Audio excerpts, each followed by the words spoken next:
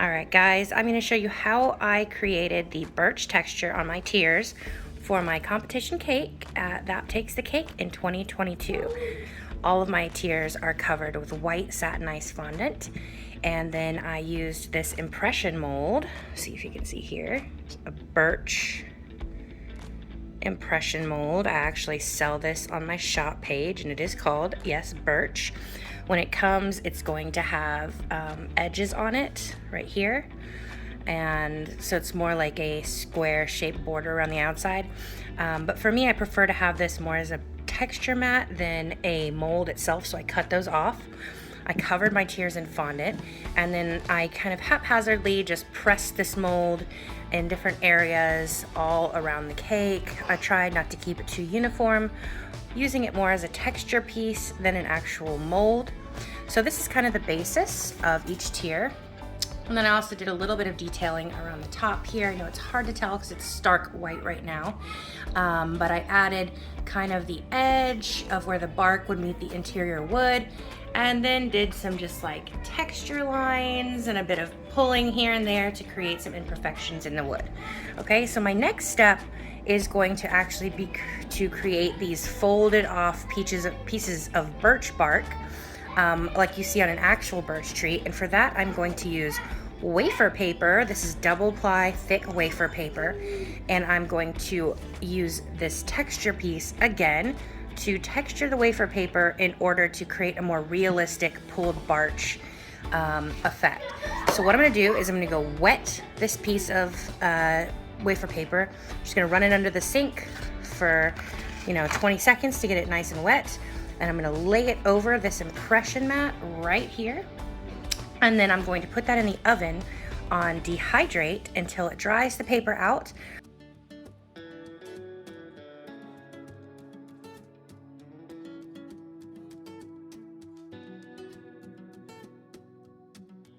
I'm going to take this, I'm going to pop it into my oven on the dehydrate setting. If you don't have a dehydrate setting on your oven, you can just set it to the lowest setting with the door open, or if you're willing to wait a little bit longer, just use the oven light and let this sit with the oven light to warm it up enough to dry it out. Alright guys, so I just pulled this out of the oven, and this is exactly how it looked when I opened the oven. The paper had dried and popped up off the impression piece. So you can see here, this is kind of what the outside looks like, but if I turn this over, look at all this beautiful bark impression that I get on the wafer paper. I'm going to start doing some preliminary painting on the side of my cake for the birch texture. Really, all you're going to need for this is a combination of black and white paint. I like Poppy paint, that's my favorite brand. Mostly because it dries really quickly down here in my humid Houston climate. And I'm going to start with my darkest black areas, simply because I like to work from dark to light. That way my dark dries before I go in and add any light colors over it, and nothing's kind of fading.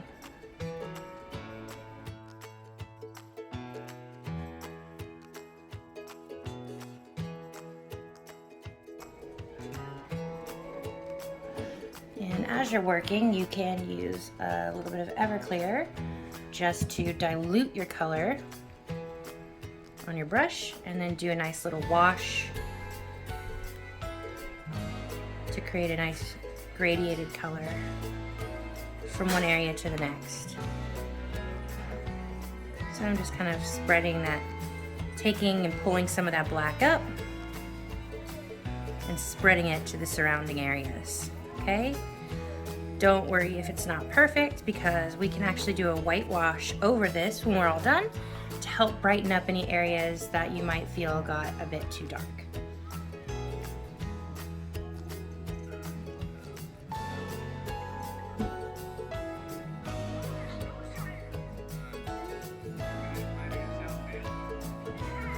So for example, in this area, I kind of did a nice subtle gray wash all the way over it, and then I'm going to come back and wash away in the opposite direction some of that color, and it leaves a little bit of the darker paint in those crevices and washes away some of the color on the high points of the ridges.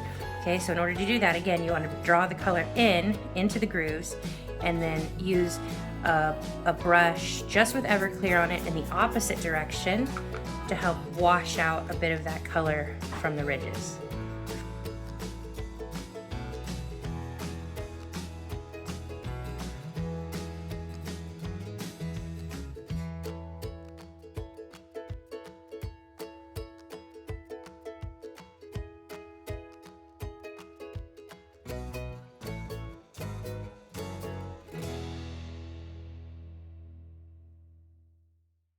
Okay, so now that we finished all of the black and gray detailing on our birch painted tier, we want to bring some of that pristine white back to the surface. Now, we're never going to get it completely white again, but that's okay because birch trees are not pure white.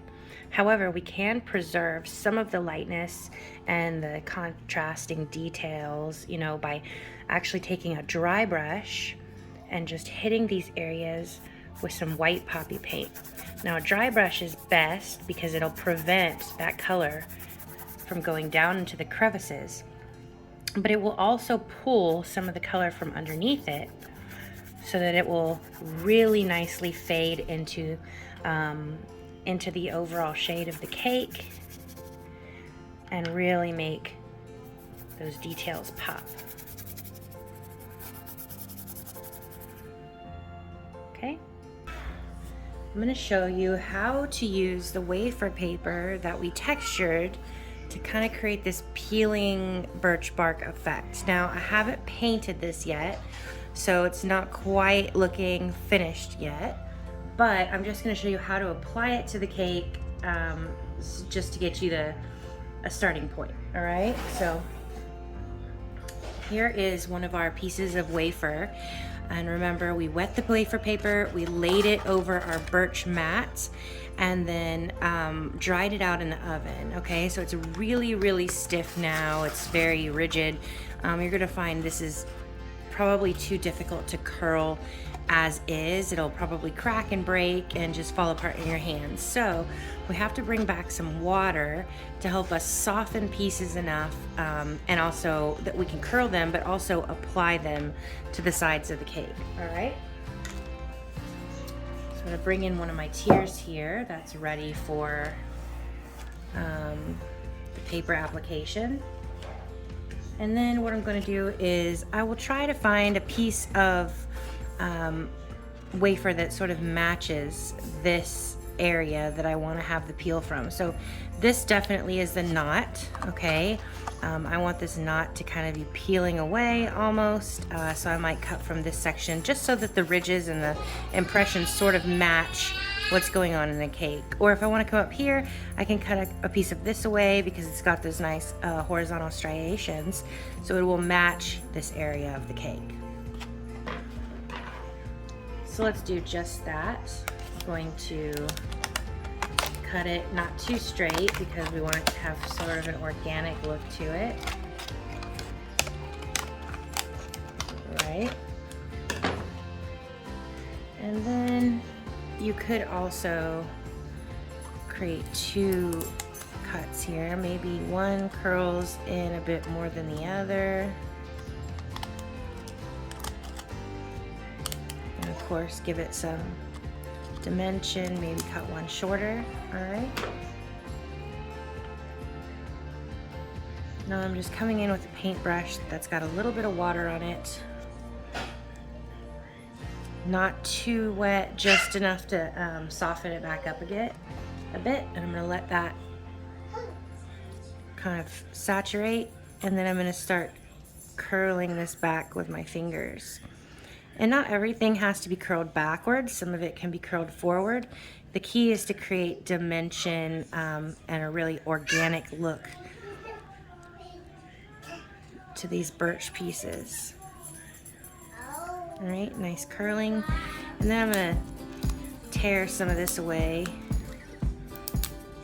just to give it a rough look on the back side.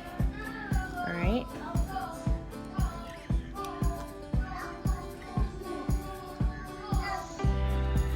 Okay, now I'm gonna wet this side, and let it get nice and saturated. And it still keeps a lot of its, it still holds on to a lot of its texture, just softening it up so that we can attach it more easily here. All right, so just like that.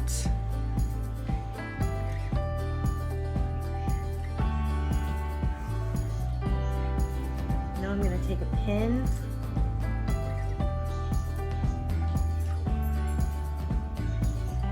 Just hold that in place. Might actually use two. Another one down here. And then sometimes we do have to come in and recurl these back.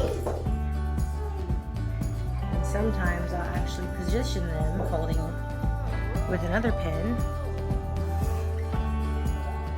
Okay, so I know I want this to come back even more. Alright, so now you can see I'm just really almost trying to smush that wafer paper so that it becomes part of the fondant.